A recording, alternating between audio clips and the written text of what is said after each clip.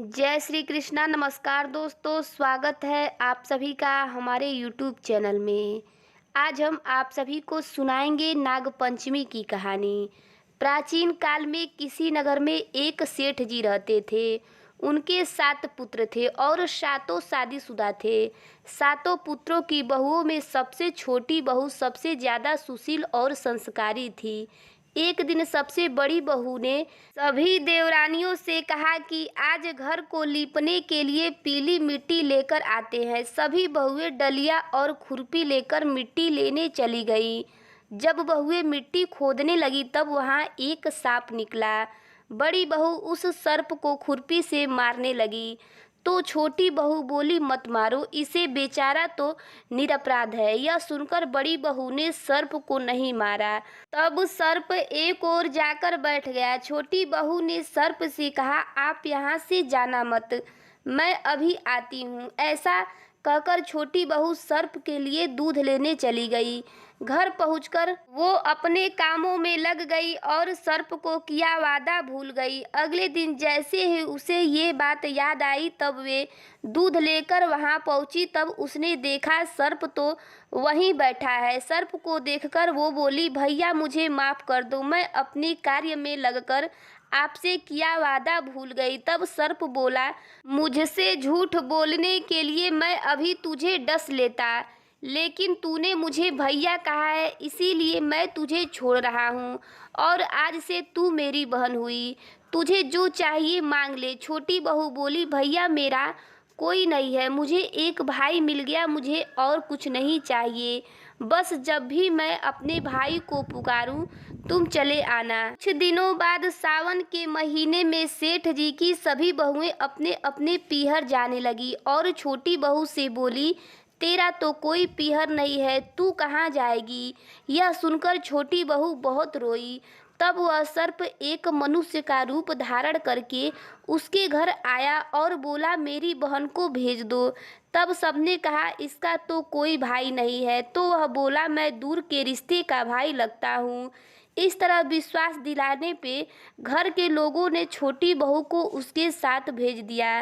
रास्ते में उसने छोटी बहू को बताया, बहन मैं तुम्हारा भाई सर्प हूँ और तुम्हें अपने साथ अपने घर नागलोक ले जाने आया हूँ। तुम डरना मत, तुम मेरी पूंछ पकड़ लो। छोटी बहू ने सर्प के कहे अनुसार किया।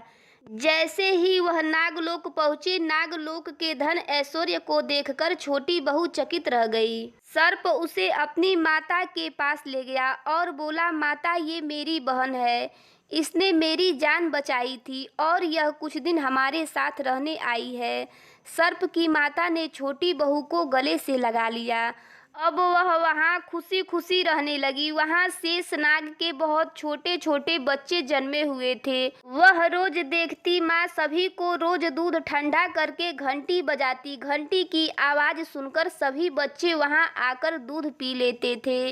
एक दिन वह माँ से बोली, माँ आज मैं दूध ठंडा कर देती हूँ। अभी दूध ठंडा भी नहीं हुआ कि उसने जल्दबाजी में घंटी बजा दी। घंटी की आवाज सुनकर छोटे छोटे सांप दौड़ पड़े। दूध पीते ही कईयों के फन जल गए। सभी सर्प बोले, हम इसे डसेंगे, परंतु माँ के समझाने पर बच्चे मान गए। तब उसके भाई सर्प ने और उसकी माँ ने छोटी बहू को हीरे मोती और जवाहरात देकर उसे विदा किया। इतनी सारी धन दौलत देखकर बड़ी बहू बोली, भाई ने इतनी सारी दौलत दी है तो उसे झाड़ने के लिए एक सोने का झाड़ू भी दे देता।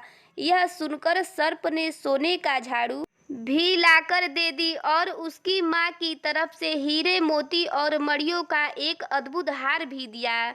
उस हार की प्रशंसा सारे नगर में होने लगी। जब यह प्रशंसा नगर की रानी ने सुनी तो उस हार को पहनने की इच्छा उसने राजा को बताई।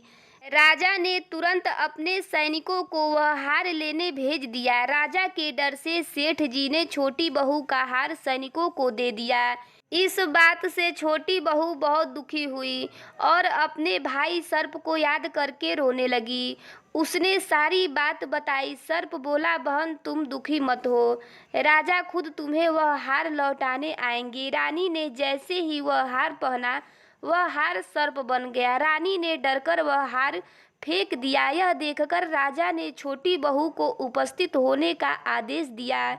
सेठ जी स्वयं छोटी बहू को लेकर गए। राजा ने छोटी बहू से पूछा, तूने क्या काला जादू किया है? छोटी बहू बोली, राजा मुझे क्षमा कीजिए, यह हार ऐसा ही है। ये हार मुझे मेरे भाई ने दिया है। इतनी देर में वह नाग वहां प्रकट हो गया। नाग बोला, यह मेरी बहन है और यह हार मैंने इसे दिया है। यह देखकर सभी लोगों ने नाग देवता को प्रणाम किया, क्योंकि उस दिन पंचमी तिथि थी। इसीलिए उस दिन से नाग पंचमी का त्योहार मनाया जाता है। तभी से सभी स्त्रियां सर्प को अपना भाई मानकर उसकी पूजा करती हैं। ये कहानी आप सबको कैसी लगी कमेंट करके जरूर बताइएगा। चैनल पर पहली बार आए हैं तो चैनल को सब्सक्राइब जरूर करिएगा। हर हर महादेव, जय श्री कृष्णा।